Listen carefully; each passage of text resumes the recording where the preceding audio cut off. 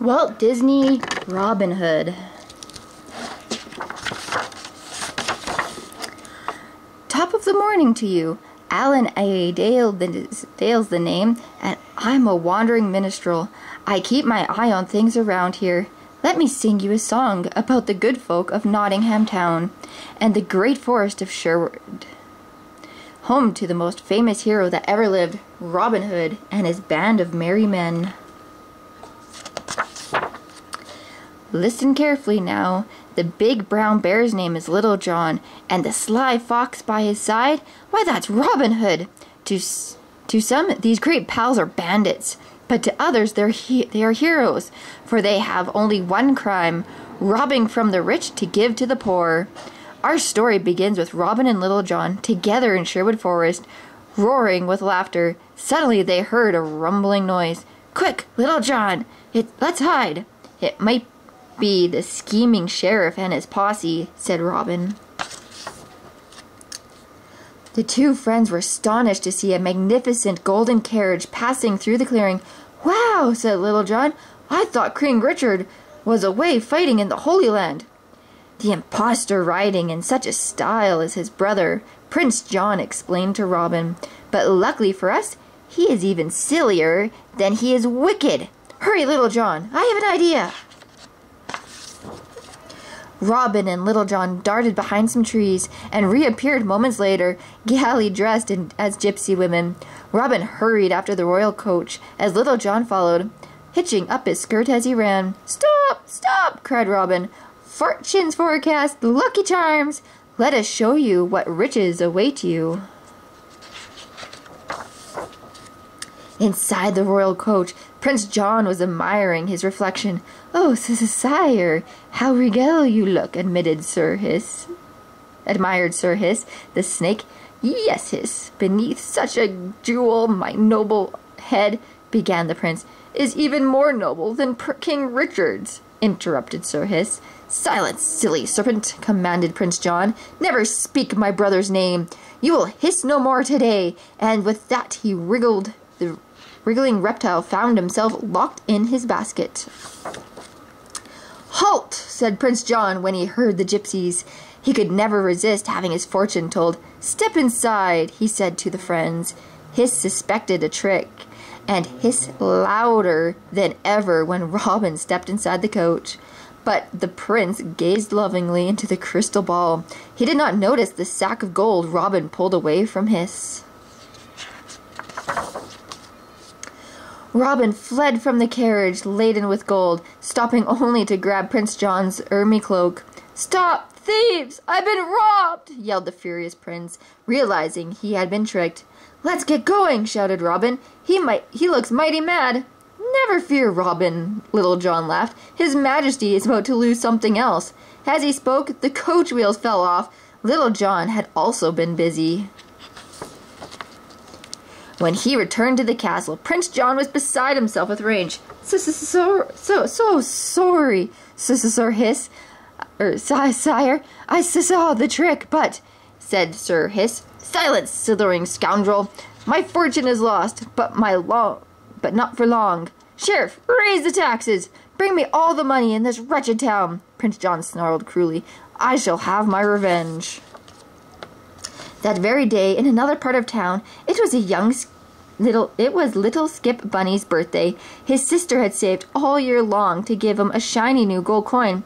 "Happy birthday, Skip!" came a gruff, sudden voice suddenly from the doorway. It was the wicked sheriff of Nottingham come to call. "Surely such a greeting deserves a little something in return," said the sheriff to the astonished Bunny as he snatched the coin. Then he was gone, slamming the door behind him. Skippy took one look at the empty box and began to cry. Skippy's little ears perked up when he heard another rat-tat-tat at the door. "Alms for the poor! Alms for the poor!" cried a poor blind beggar man. "Oh, kind sir, how we would like to help," said Mother Rabbit, "but I am a poor widow and—" "Say no more," interrupted the beggar, removing his spectacles. "I bring you gold, and for little Skippy here is a bow, some arrows, and a hat just like mine." Skippy and his sisters let out a cry for joy. Yippee! It's Robin Hood! Hooray! Hooray for Robin! The sheriff was still busy collecting taxes. His nose was so long he could sniff out gold coins no matter where they were hidden. He burst into the blacksmith's house. Okay, Smithy, hand over the loot, he said, pulling on the poor hound's plaster cast. Upsy-daisy! When the sheriff tipped up the blacksmith's cast, several gold coins clattered to the floor when the sheriff whisked them away with taxes. A little later that day, Skippy was testing his new bow, but as luck would have it, his first arrow landed right in the middle of the castle courtyard. Don't go, Skippy, cried his friends. Prince John will kill you. But Skippy was already sliding under the portcullis. He was almost as brave as Robin himself. On guard, little bunny, called the hen. Are you friend or foe? Skippy asked. Had been spotted by Lady Cluck. Oh, don't tease him, Clucky, scolded Maid Marian gently. He wears Robin Hood's hat. He must be a friend. Skippy took his arrow and returned to his friends. Maid Marian and Lady Cluck, her lady-in-waiting, shared a very special secret. Once inside the castle, Marian unfolded a picture of her beloved Robin Hood. Oh, Clucky, if only Robin and I could marry, but with King Richard away, it's quite impossible, said Maid Marian, sighing. Do you think he's forgotten me? Why, no, my lady, reassured Lady Cluck. Robin could never forget you, and one day, very soon, he will return to marry you. At that very moment, back in Sherwood Forest, Robin was thinking of the kind Maid Marian. Oh, Little John, he sighed, such a high-born lady as Maid Marian could never marry an outlaw. But Little John had other things on his mind. Cheer up, Robin, he said. What you need is a bowl of my soup. Did I hear someone mention soup? Asked Friar Tuck, stepping into the clearing. He slurped a spoonful from the pot. Delicious! Friar Tuck cleared his throat. Friends, I bring good news. There's to be a tournament of golden arrows in Nottingham to judge the best archer in the kingdom, and the judge will be Prince John. The great day had come at last. What a tournament it would be! Archers from all over England began to gather in Nottingham. Soon there was such a crowd that some climbed into the tree for a better view. The fanfare sounded, and the drums rolled. Soon the tournament of the golden arrow would begin, and as for a prize, it would be a kiss from the lovely Maid Marian. A kiss from Maid Marian! Robin Hood just had to win the tournament. He didn't know what that clever Prince John had devised the tournament as a trap. Robin Hood and Little John put the finishing touches of their disguises. Well, I swear, Robin, said Little John, not even your mother would know that you dressed like that. You don't look so bad yourself, Little John, replied Robin. Whoops! Sorry, my lord. I meant to say Reginald, Duke of Chutney.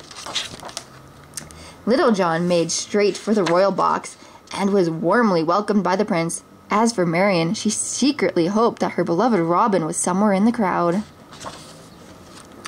But sly old Hiss smelled a rat. Duke of Chutney, my hat, he said. I can see through your phony disguise. Back in the basket, Hiss, snapped Little John, and the sulky snake pretended to obey. If Little John is here, that rascal Robin can't be far, but I must have proof, thought the snake. And slithering from the basket, he slid into the crowd. When he saw the balloon seller, he had an idea.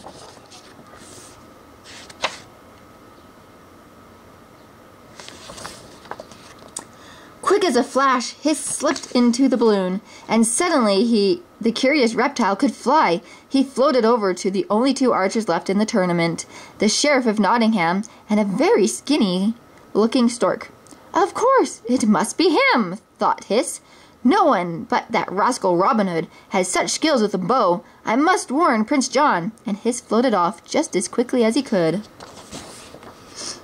Friar Tuck noticed Sir Hiss floating overhead, and knew he was up to no good. He rushed to the minstrel, Allan a Dale, who was wandering about and singing. Quick, Allan, we must use your lute to stop Sir Hiss, cried Friar Tuck. With help from Allan's lute strings, he sent an arrow soaring into the sky. Hiss landed with a bump, and Friar placed Sir Hiss into a barrel and closed the lid. Stop! Scoundrels! Someone! Save me!" cried Hiss. "Keep hissing, creepy one. No one will hear you now," said Friar Tuck. The tournament was nearly over, and the prize was almost Robin's, but the sheriff had other ideas.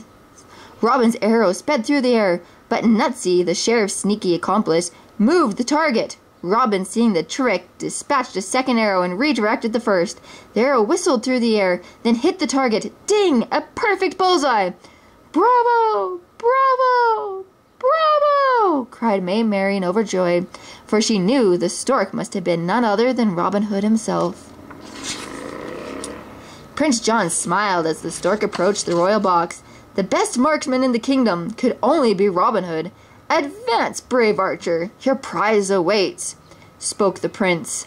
As Robin bowed, Prince John struck him. The disguise fell away, and Robin Hood's identity was revealed. "Guards, seize the outlaw!" shouted Prince John. "He shall hang this very day." "Have mercy, Prince John," cried Maid Marian. The sheriff laughed as the guards tied up Robin. "Ha ha! So you thought you had us fooled, but there's justice for traitors. Justice will only be done when King Richard returns," replied courageous Robin. "Long live King Richard!" On hearing these words, Prince John started to jump off his throne, but something was holding him back. "Not so fast, oh majestic one," came a voice from behind. "The Duke of Chutney here, but you can call me Little John." "Help!" cried the prince. "Stop sniveling, and have the sheriff untie my friend, or you will die," said Little John, holding a dagger to the prince's back. So a very unhappy prince ordered an even unhappier sheriff to set free Robin Hood. Robin Hood was free, but he was still in great danger. A howling pack of ferocious guards was speeding towards him. "On guard!" cried Robin Hood, the thought of Maid Marian giving him new strength. He, pulling his sword, and with amazing skill, he fought off his attackers single-handedly. What a battle! Robin fought bravely, but he was so outnumbered he was glad to see his friends leap into the fight. "Take that, you scoundrel!" roared Little John as he landed a punch right on the sheriff's long nose. "Ow! Oh!" yelled the guards as they were felled one by one. "Au revoir, friends!" shouted Robin Hood triumphantly. "Better luck next time!" Swinging from a rope, he scooped up Maid Marian and disappeared into the forest. "Oh, Robin!" she cried. "You're so brave!" "And you, my love, are so beautiful," he replied. "Oh, Marian, please say you'll marry me." Robin Hood and Maid Marian escaped into Sherwood Forest, where they joined Robin's band of merry men. In a celebration, they played music and danced long into the night, and they sang this song: "Even in the land where the bad conquers good, there's always a hero, and his name's Robin Hood. And even in a city where the sun never shines, a maiden oh so pretty will bring back happy times. For love conquers all, even sadness and pain. Yes, love conquers all, and keeps away the rain." A little while later that night, after singing and dancing, it was time for a bit of fun with a puppet. With some branches, a stuffed shirt, and a paper crown, the merry men fashioned a likeness of Prince John. A glove with 2 buttons soon became his horrible hiss. They put on a skit. "Sire, why do you suck your thumbs so?" asked the fake hiss. "Boo-hoo!" cried the dummy Prince John. "I want my mummy. Naughty Robin stole all my money." Everyone roared with laughter. Back at the castle, Hiss was in big trouble. "This will teach you not to be there when I need you," yelled Prince John, squeezing the snake in his strangling hold. Hiss began to turn green. "Your Majesty, would it be wise not to kill the snake? How yet be useful," said the sheriff. "And anyways, I know how to make you happy instead. Taxes! Lovely taxes! Let's raise the taxes!" As the sheriff carried out the ruthless tax campaign, Nottingham's poor became even poorer. Hard times had also come to Friar Tuck's church. The collections box was empty, since no one in town could spare a penny. But Friar Tuck smiled when he saw who came to visit, the church mouse and his wife. "We were saving this coin for a rainy day, but the sun no longer shines in Nottingham, so we want you to take it," said the church mouse. The generosity of of his good friends brought tears to Friar Tuck's eyes as he lovingly placed the coin in a box. Before long, the friar felt a tap on his shoulder. "Okay, Tuck, I've come to collect your taxes," a voice growled, and pushing right past Friar Tuck, the sheriff seized the collection box and gave it such a shake the coin fell out. "Just as I thought," said the sheriff. "I'll take this. The prince needs it more than you." Friar Tuck was so angry. He flew at the sheriff, waving his fists. The sheriff took pleasure in throwing Friar Tuck in prison. That very night, the friar could be found chained to a wall in the castle dungeon. His unfortunate cell companion, Grandpa Owl, had been imprisoned because he had no money to give Prince John. "If this goes on," said Grandpa Owl, sighing, "soon all of Nottingham will be in prison." "Exactly," replied Friar Tuck. "There'll be no one left to pay taxes, and the prince will have to free innocent subjects like you and me," interrupted the owl. "Free us? You're joking, my good brother," Friar Tuck said. "Prince John would soon have us executed." Even as they spoke, Prince John and Sir Hiss was gazing out the castle window at the sheriff, who was preparing the gallows for Friar Tuck's execution. "Oh, how happy I am," chuckled the gibbering prince. "The friar's in prison. What good news! He will hang at dawn, and when that wretched Robin Hood comes to save him, we will be waiting. What does my royal serpent think of that?" "Sire, your royal sovereign is the slyest schemer that ever lived," replied Hiss. News travels fast in Sherwood Forest, and it was not long before Robin heard out Friar Tuck. He quickly disguised himself as a blind beggar and went directly to the castle. As he approached, a royal guard took aim. "Halt! Who goes there?" squawked the guard, giving Robin a poke with his bow. "Not even Robin Hood himself could get past me and live." "Alms for the poor," cried Robin. "I'm just a poor blind man." The guard went on his way, and Robin wasted no time. Off came his disguise, and he signaled to Little John. Together they crept into the castle and began searching for the sheriff. They soon found him, sound asleep on prison duty. Robin stealthily stretched out his hands for the keys fastened to the sheriff's belt, but the sound of footsteps made him dart back into the shadows. "Phew, that was close," whispered Little John as a guard stamped past. Little John jumped the guards from behind, and in no time at all, he had both of them trussed up like turkeys at Christmas time. "Here, catch," whispered Robin as he threw the keys to his friend. "Set the prisoners free, while I take care of the royal treasure." In the royal bedchamber, all was quiet. Prince John, clutching his gold tightly to him, was dreaming of the day when all the money in the world would be his. Sir Hiss' little cradle gently creaked, and his sharp eyes were firmly squeezed shut. Neither of them stirred as Robin crept silently into the room. Meanwhile, down in the dungeon, Little John unlocked the cell. Cock-a-doodle whistled Alan O'Dale. "What a sight for sore eyes! But what kept you? We were beginning to run out of songs to sing." Little John unfastened his chains and those of Toby Turtle. "It was okay," croaked the tortoise. "When I got tired of singing, I just tucked myself into my shell." Little John laughed. "Now you are free," he said. As Little John continued freeing the prisoners, he was greeted by all the cries of joy. "Let me shake your hand, kind sir," chirped a small bird with a fluffy white beard. But there was no one happier than Friar Tuck. He hadn't been in any hurry to go to heaven. Meanwhile, Robin Hood had rigged up a rope and pulley to lower the gold to Little John and the merry men who were waiting below. Robin had just climbed on the rope himself when Hiss flashed his eyes open. "Your Majesty, wake up!" cried the snake. "We've been robbed!" Try as they might, neither Hiss nor the prince could reach Robin, but their shrieks woke up the archers. "Ouch! Little John, pull me in! These arrows sure are sharp!" yelled Robin. With a whoosh of the rope, Robin Hood landed safely in Little John's arms. But the friends were still in danger. "Quick," said Robin, "grab the gold and run! I'll take care of the sheriff." The friar and Little John wasted no time. Together with the newly freed prisoners, they ran for the drawbridge. While his friends made their escape, the brave Robin Hood dashed up the stairs of the castle tower, the wicked sheriff and his band of archers hot on his heels. "Ha ha ha ha! I've got you now!" roared the evil sheriff as he hurtled up the spiral staircase. "You can either jump from the tower or be burned alive." The sheriff terribly laughed, echoing through the castle. The prisoners climbed into a cart and to speed their escape. "All aboard! Full speed ahead!" cried Little John, pulling the cart, while Friar Tuck pushed. The rickety cart, piled high with gold, sped across the drawbridge and into the safety of Sherwood Forest. Robin Hood, after eluding the sheriff, leaped from the castle wall into a moat. Under a hail of arrows, he swam across and escaped into the forest too. The wicked Prince John's plot was foiled.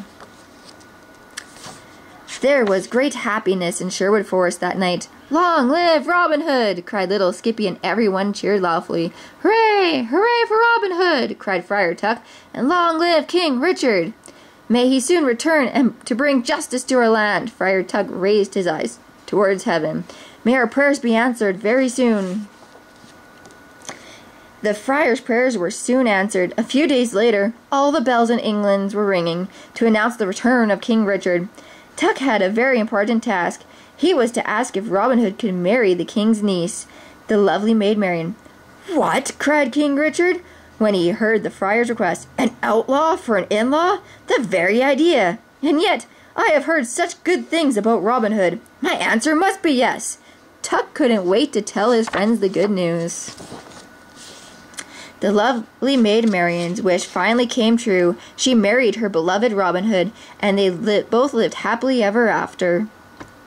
The minstrel Allan a Dale wandered through the countryside, singing of Robin Hood's exploits and ending with the refrain, Robin Hood, riding through the green. Robin Hood, with his merry men, feared by the rich, loved by the poor. Robin Hood, Robin Hood, Robin Hood."